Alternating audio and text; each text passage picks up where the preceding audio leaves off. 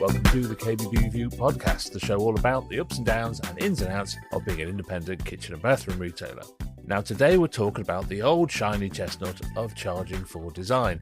It's a seemingly perennial subject that won't go away, but rather than focusing on whether you should or shouldn't, we're going to look at how to do it if you decide you should. So what are the pros and cons of the different models? Is it a flat fee? Is it refundable? Are basic designs free but detailed ones carry a charge? Should that fee even increase based on how senior the designer is? And what is the conversation you have with the client to justify it all? So, already billing me for their time, we have Trevor Scott from RFK and Rugby. Hello, Trevor. Buenas noches. Spanish. I'm in Italy. Sorry. Très bien. We have Liz Pantling-Jones from Lima Kitchens in Milton Keynes. Hello, Liz. Morning, all. Morning. We have Nick Warrington from Stuart J. Warrington in Macclesfield. Hello, Nick. Hello, Andy. Good morning. Good morning to you. And we have Steph Warner from P1 Bathrooms in Hove. Hello, Steph. Hi, everyone. Let's start, obviously, with the latest instalment of Where's Trevor Now? What part of the world are you coming to us from this week, Trevor? Today, Henry, I'm calling you from Castellino in Chianti in the beautiful Tuscan mountains.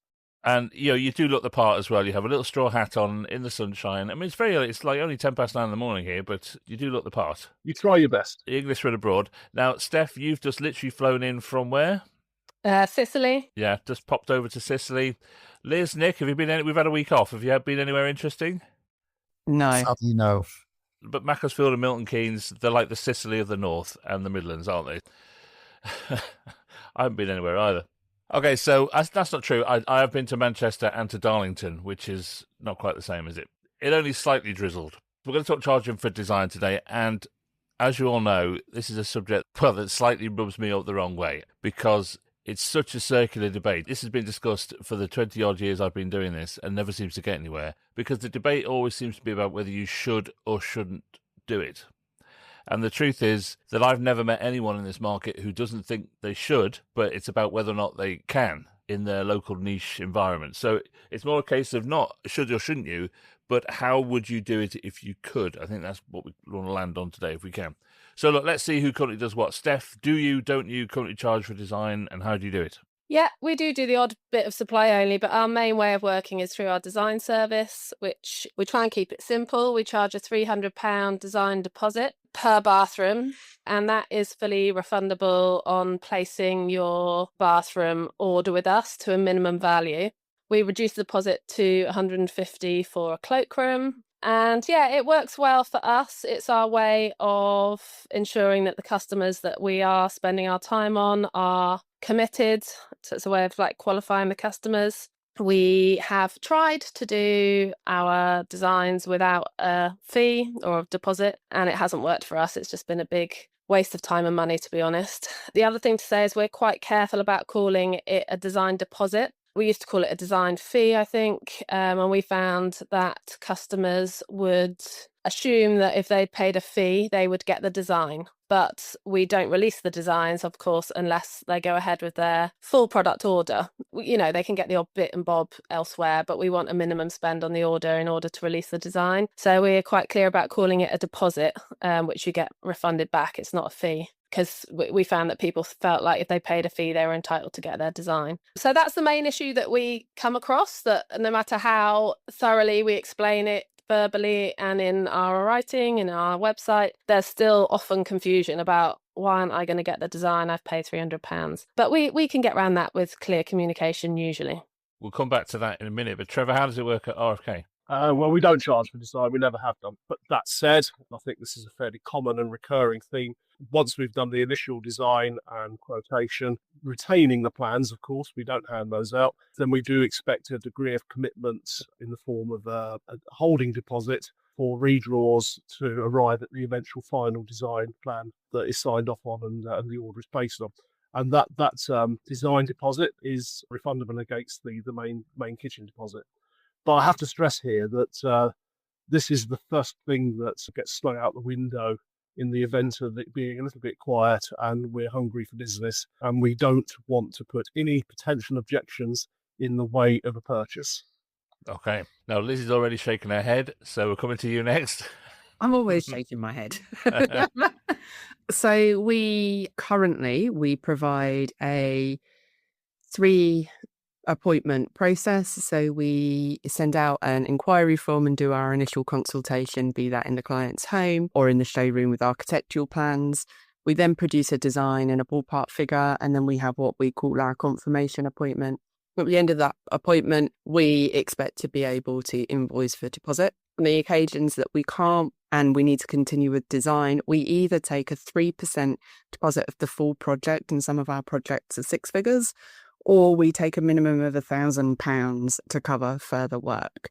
We issue drawings and a full item list for that cost, but never any plans. We hold on to plans until we've completed survey in case there are any changes. But we are in discussion of bringing a smaller fee sooner to cover more of our time. And because we do a lot of ground floor renovations, we also have a caveat that if it starts to go beyond a kitchen and utility, or maybe kitchen, utility and cloakroom, if we've got media centres and stuff, we then have a consultation fee to scope out what our design fee would be, because the amount of time that it takes, it could take us a full week to do a ground floor renovation, and it's not acceptable for people to think that they can do that for free. Right. Nick? I don't charge for design at the moment. I think I'm pretty similar to Trevor, though, in that I do an initial design for people, and then beyond that, I want to see some commitment once we get into changes and further development of the design, if there's any changes there. Right. Okay. So there's 4 very different models there, but they all kind of come under the idea that a lot of it's refundable. I want to come back to that with you, Steph, if we can. Why refundable? Does that not, I know it makes it a deposit and not a fee, but what made you not charge a fee, if that makes sense? Yeah, I think it just works best with our customers. So we also have another group of customers that is a small group that want just the design, and they don't actually need the products because, I don't know, they've got someone that can source it for them somewhere else. And in that situation, we actually change our model, and we would charge £1,500 for the design of one room. Because essentially what you're getting then is an interior designer designing your room, and it takes just as much time to do the design as it would otherwise. We don't usually have to put the full quotation together, but it still takes a lot of time. So it's really about getting the price right. So if we're going to do a design only, then we'll charge what an interior designer would charge. But if we're confident that that person wants us to provide the full service, which usually they do, then it doesn't really matter what the number is. We've just chosen 300 because it feels about right. And we feel it's right to give that money back, because for us, it's all about getting the commitment and that they're not going to go elsewhere and waste our time. So that it has evolved a bit over the course of setting up the business. But at the moment, this model works for us. I feel that the customers that we want almost are reassured by the fact that they have to pay something. It's not upfront. So we will do a site visit first and understand exactly what they want, and then give them estimates of prices, and then at that point, if they're happy with the estimates, they go ahead with the 300 deposit before we've done any design work. So yeah, we just feel that works for us, and it's reasonable to give that back, but we do want the commitment in the first place. So Trevor, how did you arrive at your model? And there's a refundable element to yours as well, so why don't you charge a fee in the same way? Why do you refund things?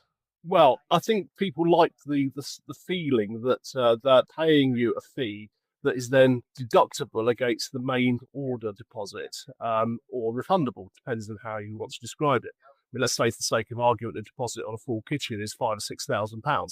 Then to be offered a deduction of £350 to £500, say, off of that deposit because they've already paid it in advance in the form of a design fee, feels like they're getting a little bit of something back. But equally, what we're wanting to try and achieve is a degree of commitment before we've gone too far down the rabbit hole of multiple designs and multiple quotations. First visit, first design, first quotation, all free of charge. It's a testing the water.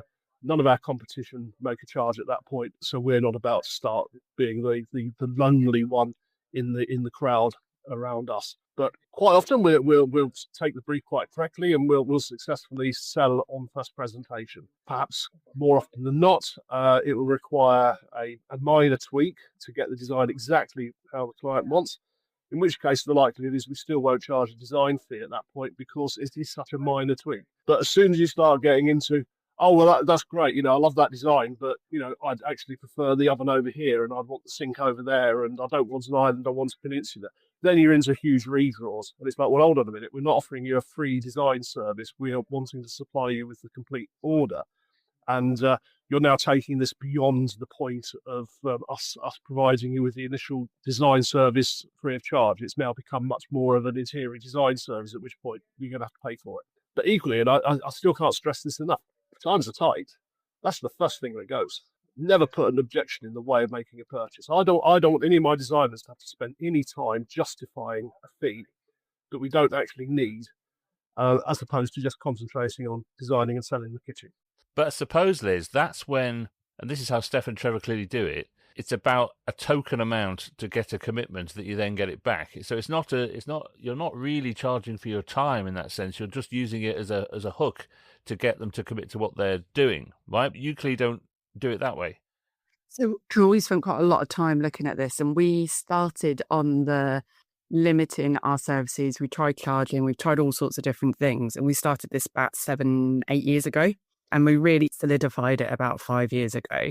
And we've increased our fees. And again, we're looking at bringing these costs forward, because the cost to us, if we have 7-8 leads a week, all of our overheads and everything, for most businesses, that's going to be somewhere between £700 to £1,000 by the time they've taken in their rents, their taxes, their employee expenses and everything. So that should be covered. And what we found since we put the fee in place, one, our competitors have started charging, and the ones that don't and push that, we say, but why aren't they respecting their time?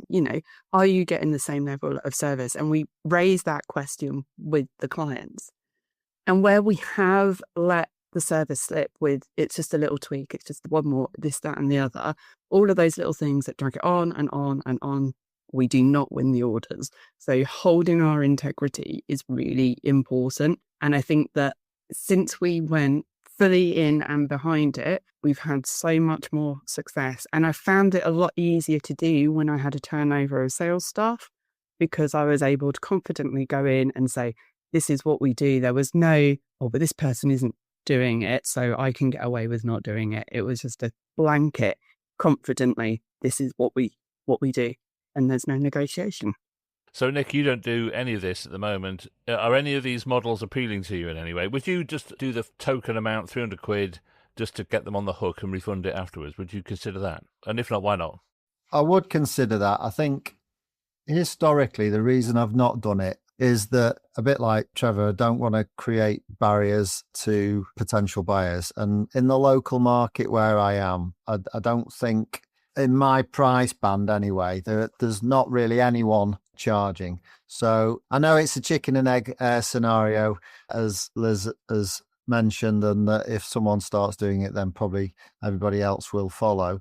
But at the moment, my inquiry level, I'll be perfectly honest, is at a level where that I can cope with the inquiries that are coming through the door. I pre-qualify my customers, have, pretty good conversations with them about what their budget is and what they're looking for. I make it clear that even if I'm not charging them, there is a charge to our business and that we are a small business. And I'm not ashamed to tell them that. And that in itself weeds out some of the people who would otherwise just be using you for design. So at the moment, I've not felt it was something that I needed to do to weed out people that we weren't going to get work from. That being said, we have started marketing, and I've already started to perhaps change things a little bit in the way that in terms of the level of detail that I provide at an initial stage where I'm dealing with leads that are coming through these new channels. So it might be something that I'll look at as we move forward. Steph, one of the models that lots of retailers do that I've come across is the idea that they'll do a very basic design for free. And so get that conversation going up to the point where if they want a kind of second design, a detailed design, that's when some kind of fee comes in. But you go right in at the beginning. So what about this idea of putting barriers in the way of that initial conversation? Yeah, I just don't feel like it works that way for us. So one thing we will occasionally do is if they've got a tricky space, we will do a couple of layouts. So literally just placing boxes in the space to show where different things could go, just so that they can see that we've got the expertise and the ideas. So we will occasionally do that. It depends on the customer. I also think it might be a bit different with bathrooms, because once they've got a design, it's quite easy for people to go online and just pick the products, just buy a vanity unit, the brassware. Whereas in a kitchen, you really, I imagine, obviously, correct me if I'm wrong, but you need to get that layout of the space right and the cabinetry and things. And that's something that's beyond most people.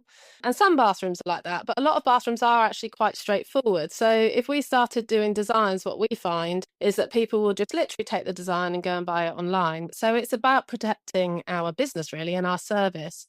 And so we are quite clear that we are different to that. We can't compete with online. And for us, it's about the service and the design expertise. And that's what you're committing to when you pay that £300. £300 seems to be just about enough. Most people will want that back. There are some people that aren't bothered and they'll pay their £300 and walk away still. But yeah, for us, other than providing kind of a layout initially just to show, what we can do and what ideas we have, it just doesn't make business sense to do it. Would you adopt that model more, Trevor, if you could? What are the pros and cons of doing a very basic layout to get the conversation going and then introduce a fee if they want to go further? I'm sorry, but that might work in bathrooms. It definitely couldn't work in kitchens. But the whole process of a kitchen design is, as has been suggested by Steph, highly complex. And what people are coming to us for, as they will be coming to Nick and to Liz for, is our expertise. So for us to sort of lob one off the back of the fag packet and say, here you go, here's what you could have for about 30 grand. Would you like to commit to a deposit so as we can do it properly for you? Just wouldn't fly. So it's a non-starter for us. We've got to show our skills. We've got to show what we're capable of doing at that first attempt. It might not be quite correct and quite where the client wants to go. And sometimes they don't know where they want to go until they see where we've taken them on the first step of the journey. And at which point they then go, yeah, that's great. I can see that you guys really know what you're doing, but actually we want to go in a slightly different direction. And that's where the redraw and the starting to charge a fee element can come into the process. But unless we actually show and demonstrate to clients just how good we are right from the top, then it'll be a very, very short journey to the dole office. But weirdly though, Liz, you're using your fee structure to demonstrate that, aren't you? You're basically saying to people, look, we are very good at what we do and therefore we are going to charge for it. And it's almost like a validation with that, isn't it? That is the demonstrable bit. I'm paying for it, therefore you must be good. Yeah, what they're going to get from us is not what they're going to get from the person down the road, be that a national or some of the independents, not all of them. We've got some very good competitors in the area as well. It's just about explaining that we're going to listen to you, how we're going to listen to you and why we're going to listen to you, and being able to pose those questions and put that out there initially makes a big difference. And I think one of the things that kitchen retailers often throw in as an objection to charging is that, as Nick said, the order value. Our average order value, yes, we get big jobs, but we do a lot of small jobs. Our average order is somewhere between about 24 and 28,000. We're not massively high end. I think everyone is going to say, yeah, we do kitchens for that price. So I think that it's not necessarily an objection. It's just an understanding confidence and mindset and fear of losing out. And the reason that we've developed down this road is to separate ourselves from the national companies and to separate ourselves from AI, which 2 months ago I didn't think was a problem. Today I do. And we need to be able to sell that to people and keep us current and relevant. And then don't get me started on interior designers charging. That's a whole different episode. Nick, you were a solicitor, obviously, as we know, our official legal correspondent. And the model for solicitors is you literally charge by the hour. I've got friends who are solicitors, and they are very senior solicitors, but they still have a piece of paper next to them where they have to write down, how long they spent in the toilet or whatever, because they charge by the hour, by the minute. So you come from a profession where this is just normal. Obviously, you're paying for someone's services and expertise. Surely that must inform how you do this. Yes and no, because everyone says that, even when you look at the law or you look at architects, etc. But I worked for quite a large corporate law firm. We still had very often a free initial consultation with clients, which was basically a pre-qualification of did they want to engage us and discuss in loose terms the matter that they were looking to instruct us on before we signed them up. So there was still an investment of our own time at risk in order to try and win that client. And when you get to the bigger jobs for some of the big corporate clients, you're actually spending quite a lot of time and investing a lot of time at risk pitching for that work. It wasn't unheard of to look at a load of papers, put a pitch together, get on the train down to London and pitch that to a client. That was days of work. That was all done at risk with the opportunity then of, obviously getting hundreds of thousands of pounds for instruction.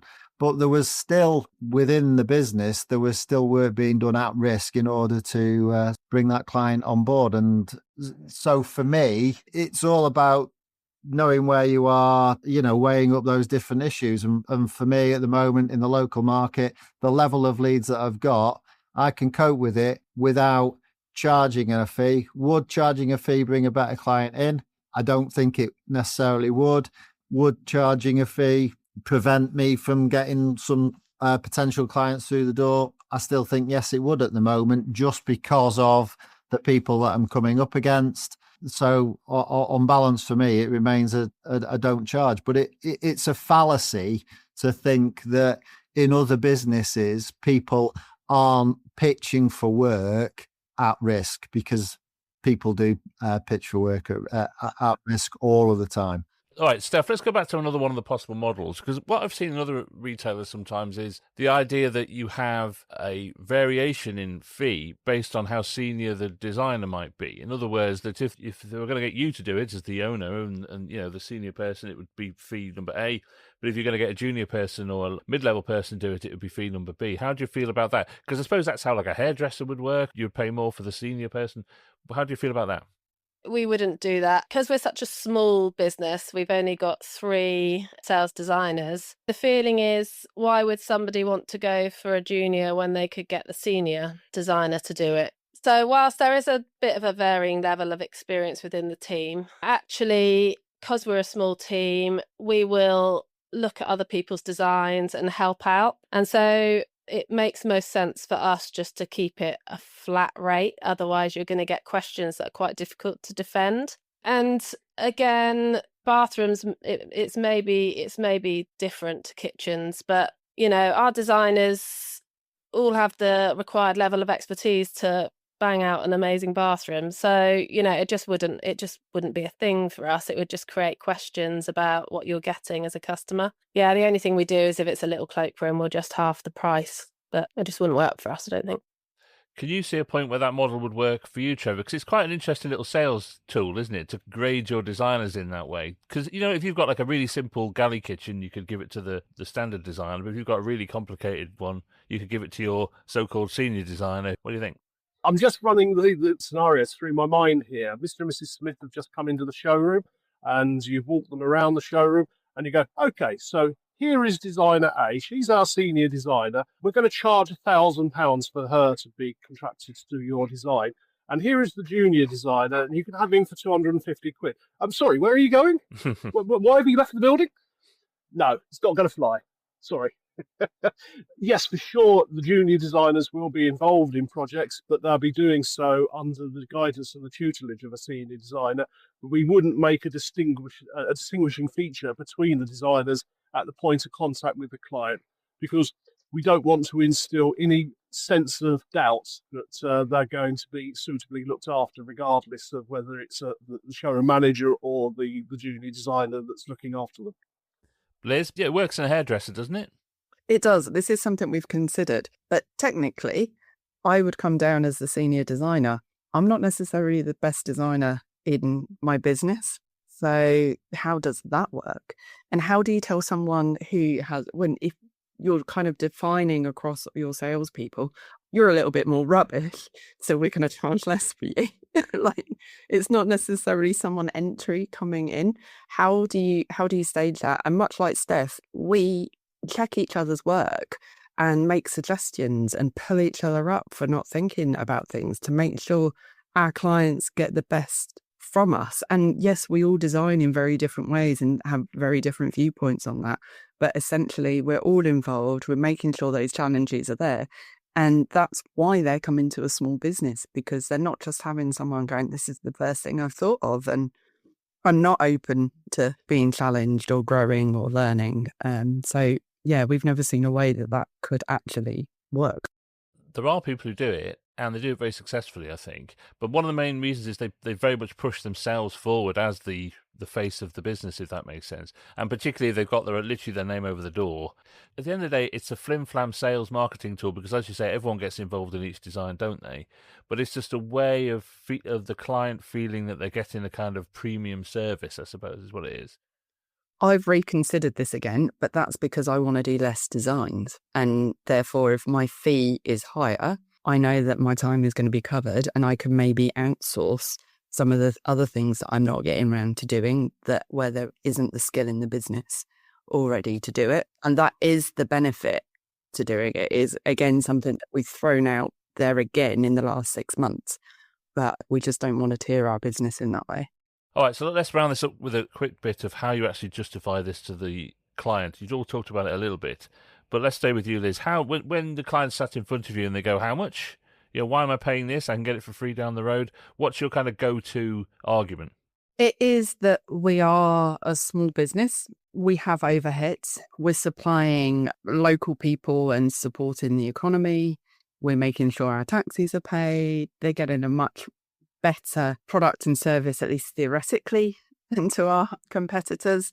And all of this costs, and we need to stay fluid and make sure that we are here to back up our services and fulfill warranties and remedials years down the line. So we need to make sure that time is covered and that we can remain, because that is one of the objections for going with a small business as well. Steph, what's your go-to argument? Similar to Liz, really. We just say, we make it clear that we're not the same as the bigger nationals and that we're small business design focused. For us, it's about bespoke design that they're not going to get elsewhere, quality products, and then also the aftercare. So they've got one place to come to for whatever the question is, and we will always do our best to, get a solution, whatever the problem. So that is worth the money. And it doesn't usually take too much convincing. It's just, you're clear, that's the way we work. It's a commitment to cover the design time, and you get that back once you purchase your product. So, it's a great deal, really. We don't feel like we have to justify it. We just say how we work. So, Nick, would you ever do the counter argument with somebody? If someone came in and said, I'm being charged a fee down the road, would you ever do the counterfactual here and say, well, we do it for free? No, I'm trawling through my brain now. I don't think I've ever encountered that in the last 12 years where someone has come in and said, oh, we're being charged a fee. And so I think that in itself probably speaks a little bit as to why I also don't charge a fee. I don't actively sell the no charge as a reason for them to come to us. What I do, going back to the pre-qualification, what I do is speak to people and find out where they are. And if they're still very much at an information gathering stage, I make it clear that people who come and see me generally have understood what we offer and what differentiates us, and that there's a real intent to work with us. And that in itself for me is the way that I deal with it. So, Trevor, what are the objections that the client might come up with, and what's your sort of stock reply? Well, as we don't initially make a charge on standard plans and standard layouts for Mr. and Mrs. Average's kitchen, that it doesn't really come up as a conversation. But it is quite easy to justify adding in a holding deposit, a design fee that's refundable further down the process. As I say, perhaps second, maybe third at the tops revision. At this point, we'd like a degree of commitment from you. It's not binding you to a contract for us to supply you with the kitchen, but it is covering our costs for working further on your project until such point as hopefully we do secure your business, at which point we'll take a much more substantial deposit from you, and that £300 or £500 will be deducted from it. That I think is fairly easy to justify. Where we possibly find it a little bit more difficult to justify is when we're looking at builders' plans for long-term extension projects, where quite frequently the client will come in and see us at the point where they've just got the plans from the architect, and they're all full of vim and vigour and enthusiasm and wanting to have a look at what their exciting new kitchen is going to potentially look like. But they haven't appointed a builder, they haven't got a start date. There's no end game in sight yet for us as a business in terms of turning that into an order. And indeed, the consumer has no sense of urgency either. Their sense of urgency is that they urgently want to see a design, but they don't necessarily think in terms of, I need to place the order to get the best deal I can do at the moment, because they know that it's not going to be starting for perhaps a minimum of 6 months. We can't fix a price at that point either. All we can do is be indicative. So with that type of client, we're much more inclined to charge a fee up front because they're also much more likely to be going around the market, enthusiastically offering their plans to a variety of our competitors. And we do want to make them feel as if they're getting some commitment from us if they give commitment to us financially as well. Then we'll charge a holding deposit fairly early in the process, especially if the stack of quotes is quite high. If Mr. and Mrs. Smith are ready to go tomorrow, then their quotes and design gets done first. Whereas if you're Mr. and Mrs. Jones and you haven't got a builder appointed yet, then clearly you're going to be at the bottom of the pile. If you want to be brought to the top of the pile, pay us a fee. And that is then the process. And I think that's totally justifiable. And I think it works. The client tends to accept that and understand it. Have we finally solved this? Can we all safely say that we're never going to talk about this ever again in any kind of conference or environment where there's retailers? Look, it is a really interesting subject, but I think it's such an individual decision to make. I think what lots of retailers want, which is why this debate goes on and on, is they want everyone to do it, and therefore they can use that as a justification for why they're doing it. If there's like an industry standard way of doing it, it means that there's never any objection to the person down the road doesn't do it. But that's never going to happen, because you've got thousands of individual businesses. So it's such a circular debate that it's never going to go anywhere, because ultimately it's up to you what you do. But the interesting thing is all four of you, just in this room, do something completely different. And then you multiply that by another, 5,000 or 6,000 or whatever it is, then you're going to get 5,000 or 6,000 different ways of doing it. And that's what makes it so interesting. Well, look, Trevor, enjoy the rest of your holiday. When are you back? Next Tuesday. And then where are you going? No, that's it for the summer. Then we're back in the UK. So good morning to you all. Have a good day. Steph, you're still in bed by the looks of it. What's that? My 2-year-old is walking around the house, so I've come into a room to hide. Can't find me. We've